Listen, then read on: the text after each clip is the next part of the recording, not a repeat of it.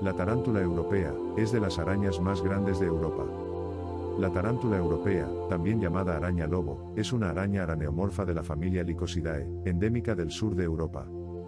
La araña lobo posee 4 pares de ojos, 4 pequeños delanteros, que le ayudan a calcular distancias, y 2 grandes que junto a los 2 traseros obtiene una vista de 360 grados. A la tarántula le gustan los espacios abiertos con poco recubrimiento vegetal, como son las estepas. Construyen su nido en el suelo, permaneciendo en la boca del nido esperando que pase alguna presa.